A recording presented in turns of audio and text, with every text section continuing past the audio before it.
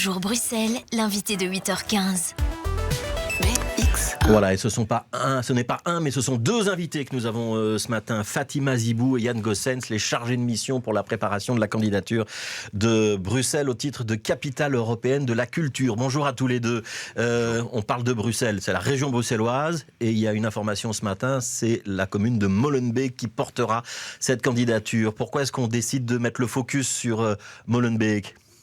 Parce que c'est une commune qui a quelques problèmes, mais aussi d'énormes atouts qui seront très importants au sein de cette candidature. C'est une commune très jeune, c'est une commune de migration, mais aussi de grande mobilité sociale, et c'est surtout une commune de grande effervescence culturelle, avec plusieurs pôles autour de la gare de l'Ouest, Manchester, la Maison du Culture ou des Cultures, qui est une maison exemplaire à Bruxelles.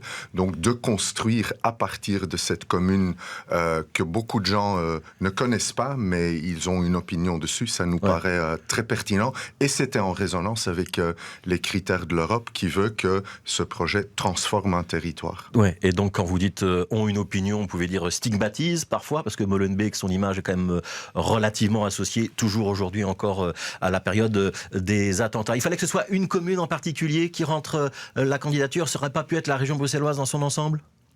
Tout à fait. La commune, en fait, va introduire la candidature, mais le projet sera porté par l'ensemble de la région de Bruxelles-Capitale.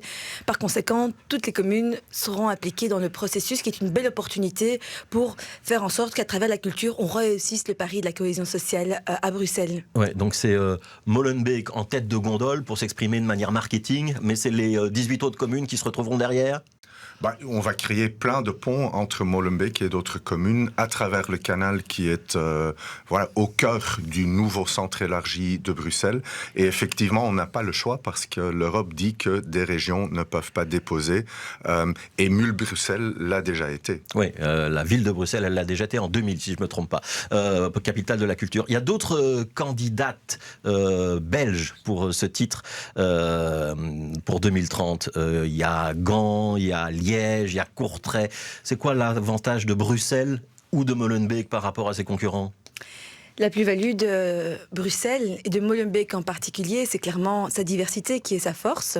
Il faut savoir qu'en 85, quand l'idée de la capitale européenne de la culture a été lancée, c'était pour mettre en avant les diversités, mais aussi pour mettre en avant les transformations urbaines.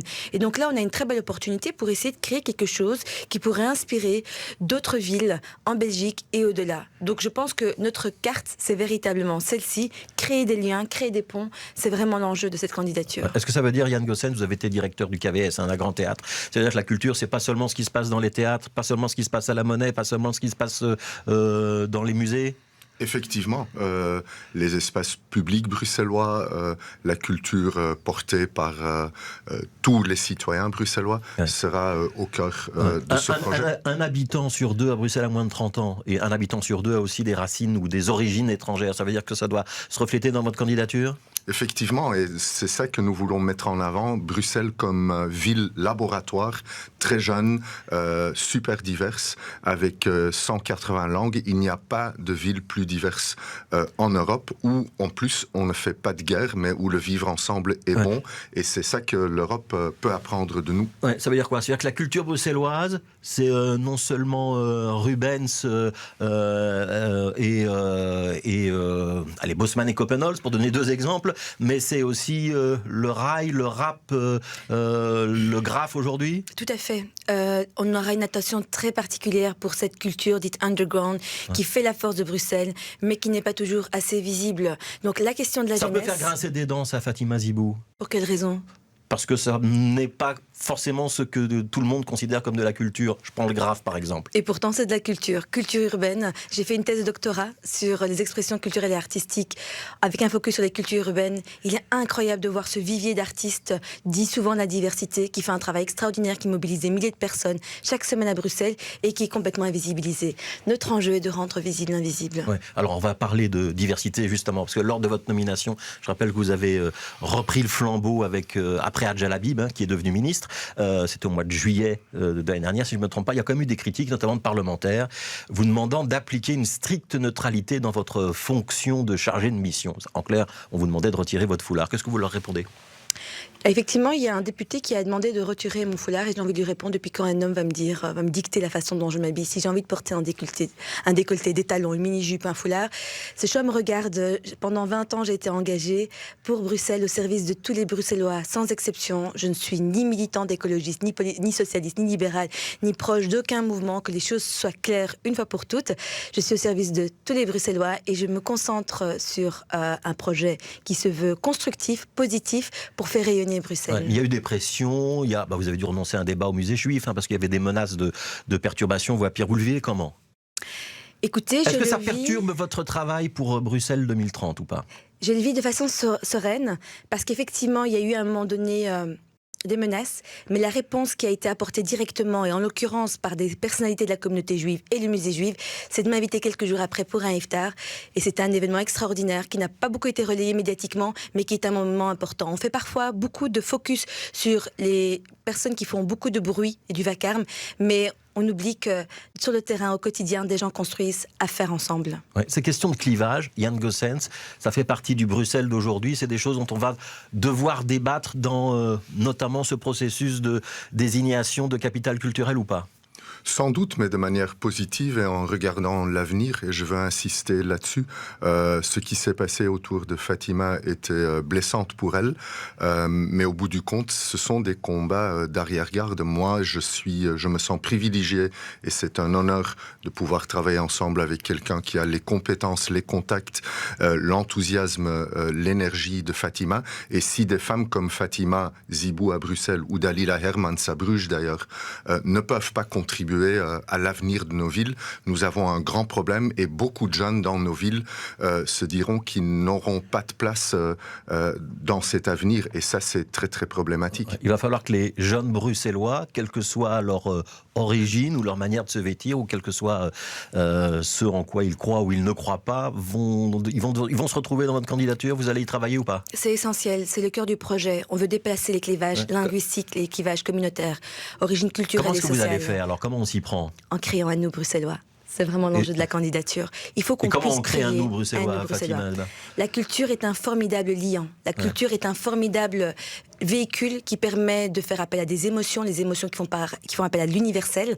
Et c'est à travers ça qu'on va essayer de créer ce nouveau nu, à travers la jeunesse notamment, qui ont une place prépondérante dans le processus, où on va récolter 1000 voix de jeunes et on les invite à participer au processus, parce qu'on va réunir 100 jeunes au Parlement bruxellois en septembre, et c'est eux qui vont discuter de la base de la programmation artistique pour 2030. Donc il y aura un forum avec des jeunes en septembre dans le cadre de la candidature. Et c'est eux qui feront la programmation, c'est-à-dire que c'est eux qui vont choisir les expositions, les concerts qu'on mettra en avant, non ? Ils vont mettre en évidence les thématiques qui seront à l'agenda. Et c'est important, parce qu'on se rend compte que les thématiques qui préoccupent les jeunes aujourd'hui ne sont pas les mêmes que les vôtres, que les nôtres il y a 10 ans. La question du climat, de la sécurité, du racisme, des violences policières, de l'espace public, d'avoir un espace safe dans l'espace public bruxellois, sont des enjeux qui paraissent essentiels pour les jeunes aujourd'hui. Ouais, dans le processus, il y avait eu déjà une assemblée publique, c'était à la Tour Aplon, si je ne me trompe pas. Tout à fait. Il y en aura une deuxième ?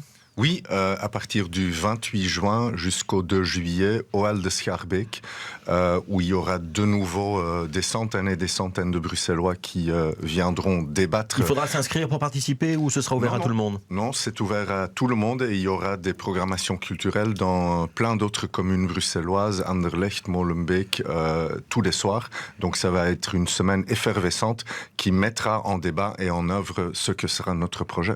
Alors, c'est une candidature, ça veut dire qu'il y a quand même aussi un petit côté compétition et côté jury et sélection au final. C'est quoi les prochaines étapes du calendrier ? Quand est-ce qu'on saura si Bruxelles a gagné ou pas ?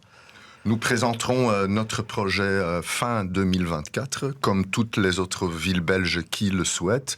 Un jury européen indépendant va shortlister 3-4 villes pour mars 25. Il faudra ensuite retravailler la candidature, la rendre encore plus précise. Et fin 25, le jury viendra visiter toutes les villes qui sont shortlistées et prendra ensuite une décision avant la fin de l'année 2025. Ça veut dire qu'il faut être prêt pour la fin de l'année prochaine à recevoir le jury dans les meilleures conditions. Tout à fait. Et on profite de cette occasion pour lancer 3 invitations. La première, c'est aux enseignants, aux éducateurs, toutes les personnes qui travaillent avec la jeunesse, de les mobiliser pour faire partie de la plateforme de la coalition Speak Up. Donc, allez sur le site Bruxelles 2030, il y aura toutes les informations.